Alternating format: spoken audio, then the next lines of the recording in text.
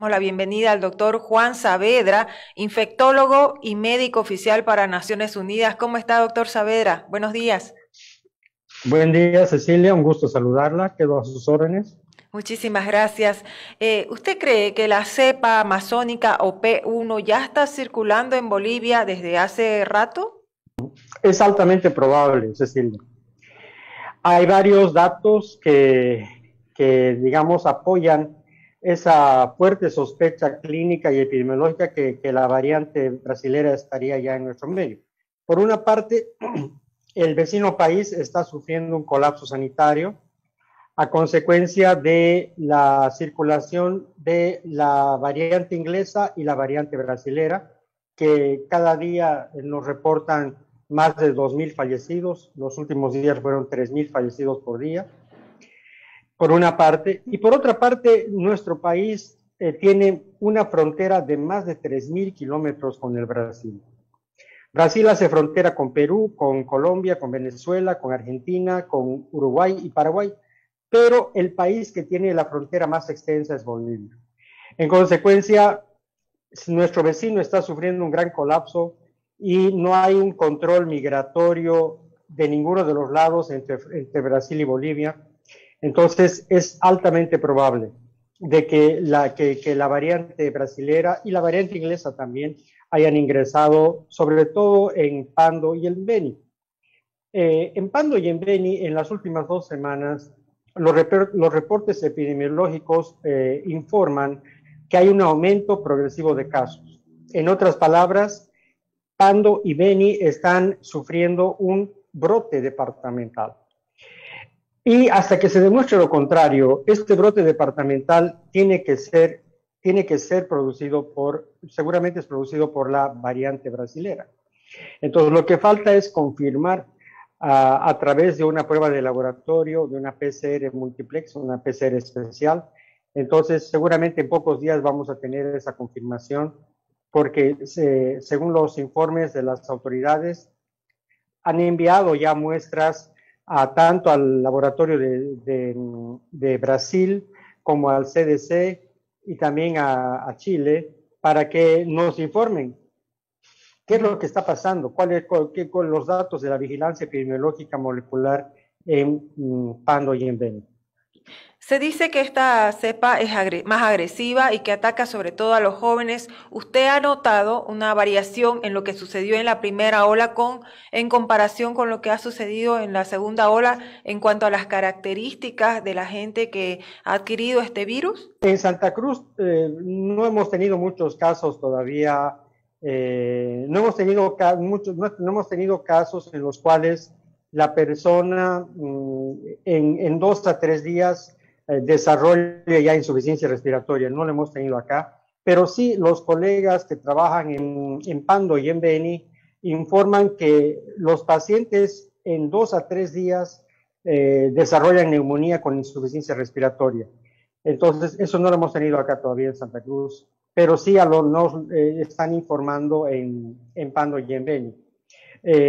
Lo que se sabe de los estudios que se han publicado es que todas las variantes, la inglesa, la sudafricana, la brasilera y la californiana, se caracterizan por algunos aspectos. El primer aspecto es que estas variantes cursan con una alta carga viral en el infectado. Entonces, una carga viral más alta que lo que se ha visto en la primera ola con la cepa original, con el virus original. Entonces, el hecho de que una persona se infecte y tenga una carga viral alta por estas variantes tiene varias consecuencias. Por una parte, infecta a mayor número de personas que están a su alrededor y es de alta transmisibilidad.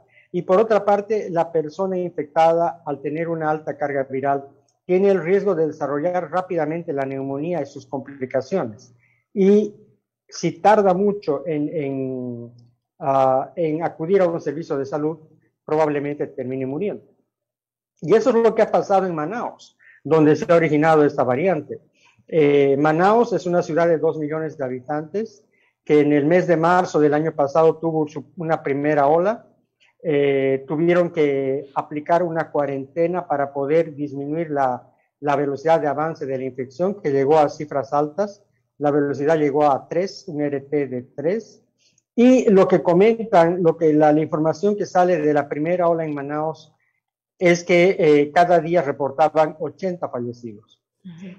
Terminó la primera ola en el mes de abril, mayo, y tuvieron niveles bajos de infección hasta el mes de diciembre. Pero hay algo que llama la atención en Manaos, que en los meses desde mayo en adelante, se hicieron estudios de serología para calcular qué cantidad de población se había infectado en la primera ola. Y allá se encontró que la población infectada durante la primera ola era del 76%. Entonces, en base a los datos, a los datos epidemiológicos, ellos pensaron que con 76% tenían por demás una inmunidad de rebaño, de tal manera que dejaron de tener al coronavirus como una preocupación de salud pública y la gente flexibilizó los cuidados de bioseguridad. Esto produjo que en diciembre empiecen a haber un aumento de casos en Manaos y ya para enero se declare una segunda ola, y en la cual la mayoría, hay una gran cantidad de personas infectadas en esta segunda ola en Manaos, donde empezó esto, y obviamente en Brasil. Y lo llamativo es eso, Cecilia, que en una población de 2 millones de habitantes que ya tenía teóricamente inmunidad de rebaño, esa inmunidad de rebaño originada por el virus original no sirvió de nada para proteger a esa población en la segunda ola, donde se infectaron una gran cantidad de personas con la nueva variante. Entonces, se volvieron a infectar, entonces, por segunda vez adquirieron, pero esta otra variante del virus, ¿no? Exactamente. Se volvieron a infectar con otra variante, con la variante, ¿no? Ahora, doctor, usted que conoce muy bien de cómo es el comportamiento de los virus en general, ¿usted cree que es apropiado plantear esto del cierre de la frontera con Brasil? Tiene que ser una medida que rápidamente se la aplique, porque los países vecinos, Chile, Argentina, que son países económicamente más fuertes que el nuestro, más desarrollados, más organizados, lo están aplicando. Entonces nosotros no podemos quedarnos así esperando que ocurran catástrofes en nuestro país para aplicar el cierre. Entonces es una decisión que deberían tomar ya las autoridades nacionales antes de que haya un mayor número de infectados, antes de que dé origen a la tercera ola en el país. Pero además de controlar mejor la frontera con un probable cierre de fronteras, lo que en este momento hay que aplicar es un control estricto de la migración. Es decir, las personas que vienen de Brasil deberían venir con una PCR negativa 3 días antes de tomar el vuelo, entrar a Bolivia y quedarse en aislamiento durante 5 a 7 días. Y después de 5 a 7 días, aplicarles de nuevo la PCR. Y si la PCR dio negativa, recién pueden circular libremente en el país. Entonces, esa medida de salud pública en la frontera, sobre todo con Brasil, va a ser de mucha utilidad para disminuir la entrada del virus, porque con seguridad el virus ya está circulando en Pando, en Beni y probablemente en las poblaciones fronterizas de Santa Cruz. Entonces, esa medida va a lograr disminuir la entrada. No anular la entrada, disminuir la entrada. Claro, porque, doctor, hasta el momento el gobierno ha dicho no se va a cerrar la frontera. Correcto. Es una actitud muy tímida la que tiene el Ministerio de Salud. Realmente es muy tímida. Tiene una reacción demasiado lenta frente a los problemas. Chile, por ejemplo, que todavía no tiene un gran problema con la variante brasilera, ya ha cerrado fronteras con Brasil. Ya no hay vuelos de Brasil a Chile y de Chile a Brasil.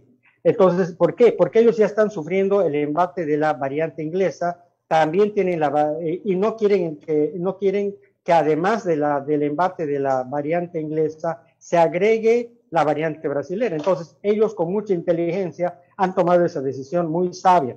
Entonces, como le digo, ojalá que los tomadores de decisión reaccionen rápidamente, porque no necesitamos que cierren frontera el próximo mes cuando ya tengamos un colapso sanitario. Tienen que hacerlo en el momento adecuado. Ahora, Ahora es el doctor, momento si adecuado. no se toman esas medidas oportunas, como usted dice, y rápidas, ¿se puede desatar una crisis sanitaria similar a la que está viviendo Brasil en Bolivia? Por supuesto, por supuesto, por supuesto. Nuestro nivel de organización, el número de camas que tenemos en hospitales, la terapia intensiva, es pues menor que la que tiene Brasil. Somos un país muy subdesarrollado en comparación a Brasil, entonces si entra en forma masiva esta variante, va a ser un colapso terrible el que vamos a sufrir. Entonces es importante tomar las decisiones en este momento, cuando se puede disminuir la entrada, porque evitar difícil. Ya, yo creo que ya ingresó por la frontera. Bueno, muchas gracias, doctor Juan Saavedra, infectólogo y médico oficial para Naciones Unidas, por la entrevista. Muy amable. Ha sido un gusto, Cecilia. Muchas gracias. Gracias, buenos días.